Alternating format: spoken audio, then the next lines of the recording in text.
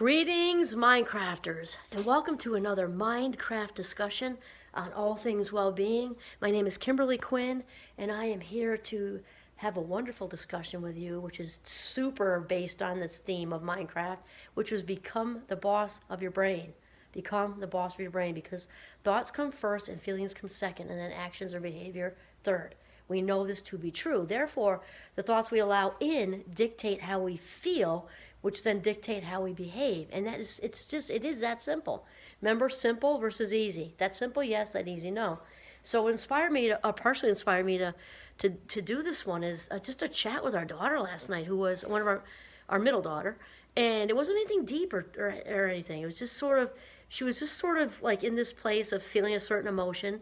And we're talking about, and she knows this, and it's so also very telling because she knows this, and still we can still let it happen. It just kind of sometimes the world stuff going on, and we just kind of fall into the trap of the feedback loop. And here's the thing: we can't feel an angry feeling or a jealous feeling or a sad feeling unless we have an angry thought, a jealous thought up here first. It has to happen here. And then she talked to me about, but isn't it important to validate your feelings? Absolutely. We have to feel is to heal. We're not saying don't feel them or try to repress them. That's just terrible. That's just leads to all places not good. We want to feel, definitely want to feel. And we're talking about Mindcraft based on positive psychology. It's not happyology.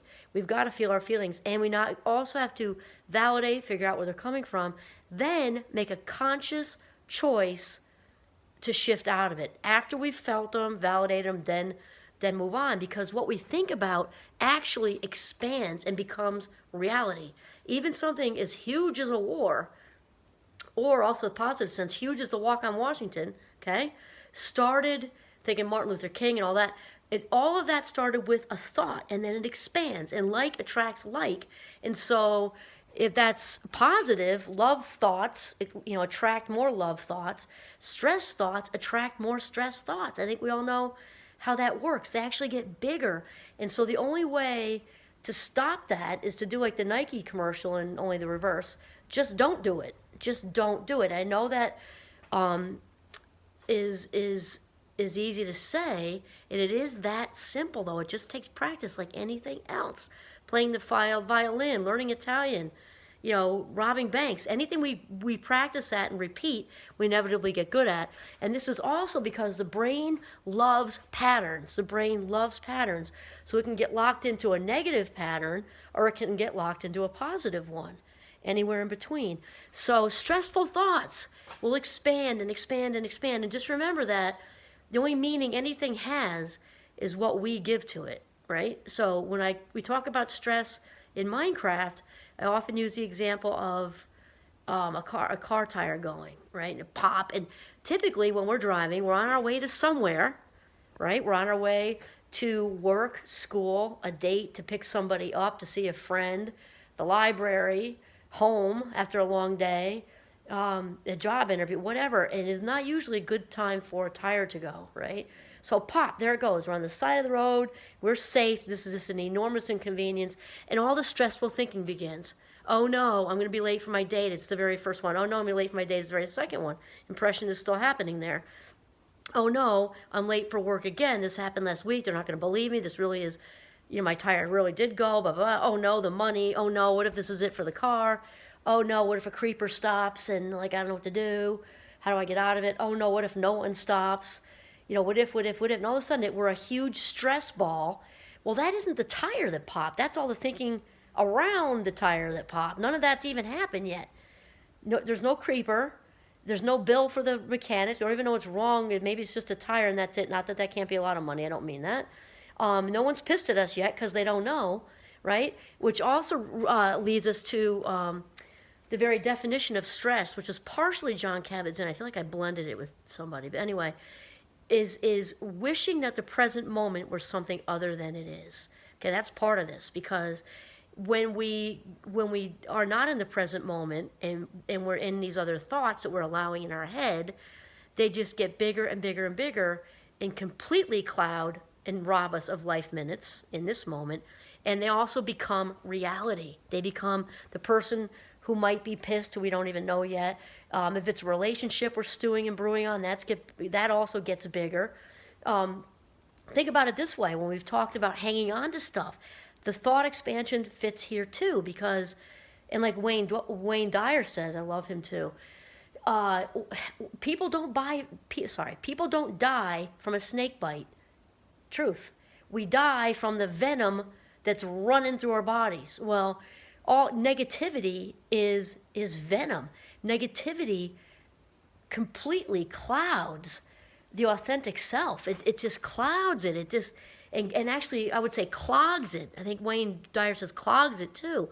And so we're hanging on to a conversation from a week ago. We're like, well, I could have said and should have said, and she caught me off guard, and you just wait till I, again, I'm going to give her, beep, beep, beep, beep, beep, beep. Meanwhile, she's sitting or out Christmas shopping or something, or she's out for a wonderful nature walk, or she's on a plane, so who knows?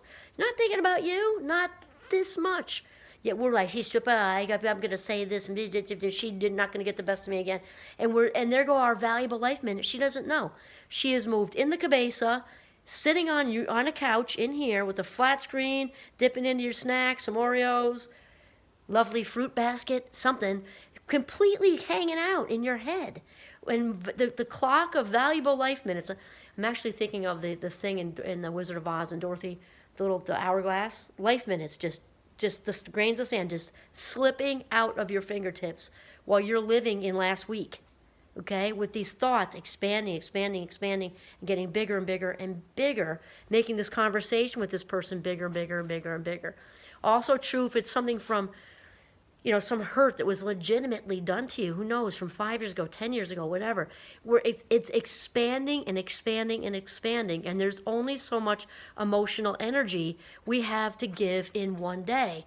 So think of it like a tank of gas. If you waste it just driving around aimlessly, you don't have it for when you need it. Well, that's true too with the people in our lives. We only have so much energy in that day, so if we use part of that, or think of it like a bank account. Let's say it has $100 for easy math, and we spend 40 of the 100 on thinking about past events. Last week, 2 years ago, that only leaves you with 60. You would have had the whole 100 to go out for a nice dinner if you were in the present moment. Same thing was with the gas. And so when we don't control our thoughts, they expand and expand and expand. So it's like dumping Miracle Grow on a plant, which is a good thing if your thoughts are positive and you're in a growth mindset, knowing that even if you make a mistake, that it's not a failure. It's called being human, and it's, we'll say, a redirection from God, the source, higher power, however you want to say. These things all expand whichever way you go. So it is of utmost importance from a well-being perspective to practice thought control every single day, which is one big reason, if you haven't done it already, to start a gratitude journal. We talked about it. It's I am grateful for 3 things every day. I am grateful for my partner, my family, my golden retriever. I'm grateful for my hot tea. 3 things. Remember the I am grateful for part, because that is enormously important, because if that gratitude is going to expand and attract more gratitude and happiness and joy and inner peace, you've got to repeat, because it will expand so big. And just like a balloon, right? We talk about filling up a balloon with air. That balloon, when filled with gratitude, there is no room for anxiety or depression or anger or jealousy or envy or any of it, or guilt or shame. So we want to expand.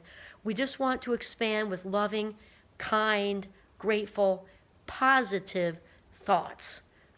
So I hope this really brought some awareness, because something that can seem so simple, and it is just so huge. And remember, just like practicing anything else, not only do we get better at it, soccer, whatever, cooking, it also gets easier. It gets easier to maintain.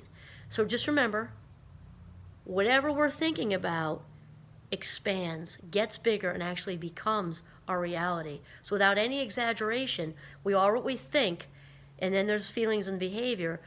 Our thoughts literally dictate our lives. So think about, when you're allowing them in, what you are tossing Miracle Grow on. Great. This is Kimberly Quinn signing off from beautiful, very windy, northern Vermont. Have a mindful day.